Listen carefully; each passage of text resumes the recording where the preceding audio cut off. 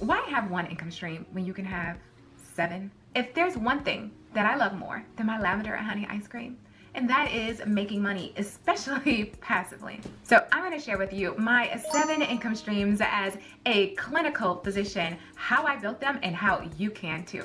And today I'm gonna let you into my pocketbook, as my grandmother would say, or who carries around pocketbooks now? My accounts, so that I can teach you how to make more money, especially when you can do it passively. Now, this is the approach that I take, and it might look differently for you, and that is okay. But I want you to know that diversifying your income streams can be one of the most protective things that you can do for yourself, for your career, and for your family. Income stream number 1, of course, is being a doctor. I really love taking care of patients. I am a hospitalist, and I've been working in this for 5 years. However, I'm going to be honest with you. Sometimes in clinical medicine, I became a bit bored. I became a bit burned out and disconnected from my clinical job. And that birthed opportunities for me to think about entrepreneurial pursuits that really helped me to rejuvenate my passion for medicine. Now, don't get me wrong. I love my job. I've been working at my employer for over 5 years, and I love being at the bedside caring for patients. But why depend on only one paycheck? Like, that can be a bit risky. We've all been told that you don't want to put all of your eggs in one basket, and that's the same with your income. So my second income stream is real estate. And how we got into real estate, well, direct ownership of real estate property, it's kind of by chance. I knew that I wanted to be a real estate investor, so I put that into the atmosphere. I started listening to podcasts, reading books, and talking to other people who are in medicine and own real estate. And I was thinking of like creative financing strategies so that we could have this huge portfolio of real estate properties outside of our network of Massachusetts, because if you live in Massachusetts, then you know that properties are very expensive. So I started to think about how can I purchase and own more real estate? But also, because we are a growing family and we had a small condo, there was this desire to have more space. So we were blessed with an opportunity to purchase another property off market and to make it more affordable. I love our new home, and if you haven't watched the video on how to purchase a new home in 2024, then you want to watch this video right here. And in the video, I give you a glimpse of our downstairs area and some of the chaos and madness that occurred during our move. I mean, like, they had to lift the couch onto the roof in order to get it to our 3rd level. Crazy. But anywho, so how we got into real estate is basically by living in the property first. We use a physician's loan, and when you use some type of physician loans, nurse loan, or an FHA loan, it requires a lower down payment. Anytime you're investing in real estate or leveraging debt, you want to use other people's money and not put down all of the cash at that one time. And that's what we did. We purchased our first property just 2 years ago. We lived in it for exactly 48 months so that I could get the homestead residential tax exemption just in case we decided to sell in a future date. So we lived in it for exactly 2 years. We put down a 5% down payment on our first home that is now our real estate property. It is generating passive income. It is also allowing for us to pay down the mortgage, and it is an asset that we're using to build our net worth. And in 2025, my goal is to purchase 2 more cash flowing real estate properties. So I will be taking you along this real estate journey so that you can come alongside with me, you know, see the properties, talk to the property managers, all of the things on building your real estate portfolio. So I'm no longer buying things in 2025. I will be buying houses and traveling. That's where my money is going. So much goodness to come on this channel from these experiences. And honestly, when you think about experiences, when you think about all of the things that you've done to get to this point in medicine, you have matriculated through not only undergraduate, but also medical school. You've done some training. You have experience and expertise that you can leverage as a woman in healthcare. And that expertise can help you to build up another stream of income. So my 3rd income stream is public speaking. Before I became a financial coach, I would speak on stages talking about health, ways to improve your health, health disparities, and other things that clinicians want to know in medicine. I really niched down on something that was specific that not a lot of physicians knew about, felt confident in, or focused on within my discipline. So I would go and speak on national stages, at conferences, etc. And anytime you're speaking, depending on how well you negotiate it, they will pay a speaker's fee or an honorarium. And that is another income stream. This year, I have spoken on 7 stages, and next year, I'm going to grow that to 10 plus stages. If you have a message to deliver, if you have an expertise that others don't have, and trust me, you do, you can craft your message and pitch it to other conferences, etc., to generate a passive, or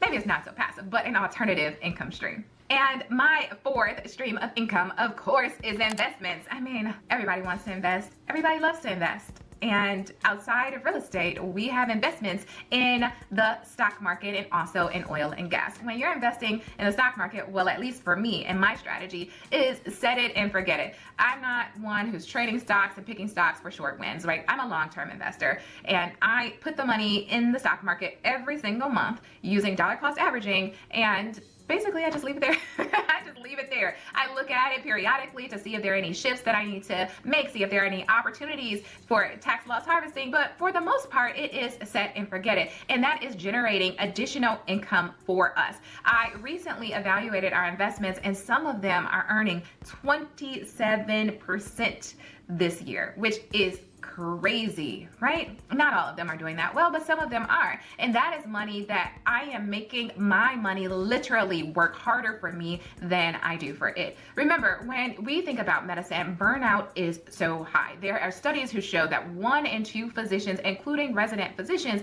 are burned out. So one of the ways that you can decrease your time and energy at your main gig, being doctor, is by making your money work harder for you than you do for it. The money that I invest that is growing, right, a return on that investment means that I can cut back at work and I can spend time traveling the world, being a mother and wife, and doing things that I love, like this YouTube channel and sharing financial education with you. And speaking of financial education, that is my 5th stream of income, is being a financial coach. I started this business, More Joy, More Wealth, in 2021. I was pregnant with our 2nd child, and someone reached out to me and said, hey, I see that you've paid down your debt. I see all of the information that you're giving me. At this time, it was just on Instagram, social media. Can you tell me how you do it? And I was pulled into coaching.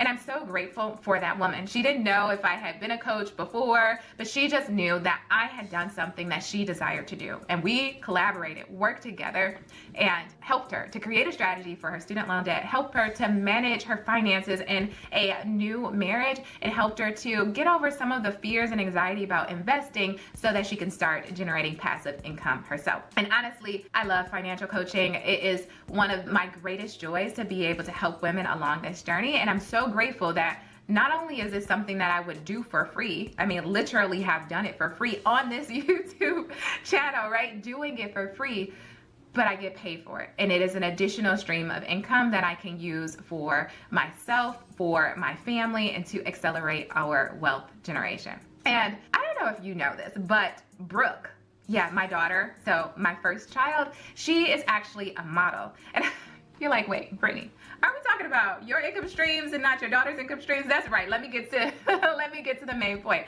Right, so she is a model for another income stream that we have, which is our hair accessories brand, Bramlin and Rose. And Bramlin and Rose is a satin line hair accessories brand for women and children. And this was birthed out of a need. After giving birth to my beautiful daughter, Brooke, one of the things that I wanted to do was to protect her hair. I don't know about you, but you know, babies, they spend a lot of time on their backs. And so Brooke had the little bald spot in the back of her head here. And I wanted to be able to protect her hair, to put little bows and headbands on her hair that I knew would not pull out her strands. And I had satin line hair accessories, but I couldn't find anything that was stylish for little girls. So therefore, I created it. I teamed up with my family members who knew how to sew, because Lord Jesus, I don't, and created our hair accessories brand, Bramlin and Rose. And because I have that hair accessories brand that we effectively sell on Etsy, these hair accessories, which are headbands that are satin lined, I can employ Brooke and she can be a model for the brand, and I can pay her so that she can invest that money in a Roth IRA and never pay taxes on the money as long as she's paid under the standard deduction. So Remember, when you're thinking about generating additional streams of income, sometimes that income stream can be leveraged to build wealth, to offset expenses, so that your family or your friends can have greater opportunities than you had. And so I'm just really grateful that I saw enough of a need and had enough confidence to start a business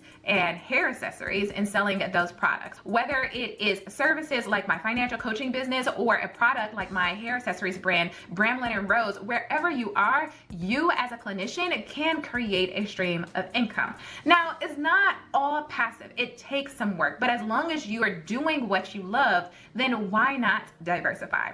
And speaking of diversification, I took my skill sets and I teamed up with another woman physician and started the podcast Wealth Minded MD. The Wealth Minded MD podcast is a podcast that teaches you how to make a good money decision so that you can create the life that you desire and have more control over your time. And it has been such a joy to team up with another woman professional and do this thing together. I think sometimes we think about, oh, I need to do it on my own. I cannot work with someone, or we think that there's competition. Because honestly, my co-host, Dr. Alicia Taylor, looks like me, Black woman, and we kind of have similar ideals, but there are differences between us. And so we leverage our skill sets and our powers combined help us to do our podcast and build a business together. So there you have it. There are so many ways that you as a clinical provider can create non-clinical streams of income that will help you to not only boost your income, create the life you desire, but also provide better patient care.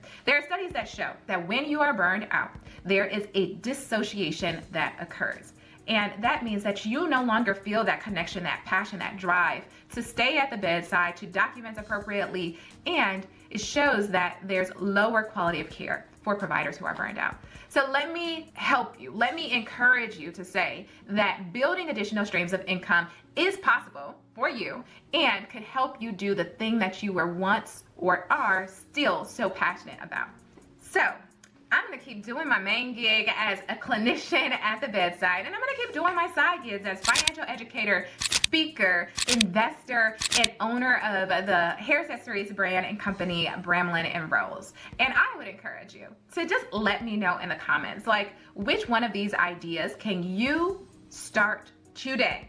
Like, you don't need to get another certification. You don't need to do more research. Just think about the skill sets that you have today and how you can build additional income. Trust me, trust me, trust me. It is a game changer to diversify your income, and it takes the pressure off so that you can do the things that you love.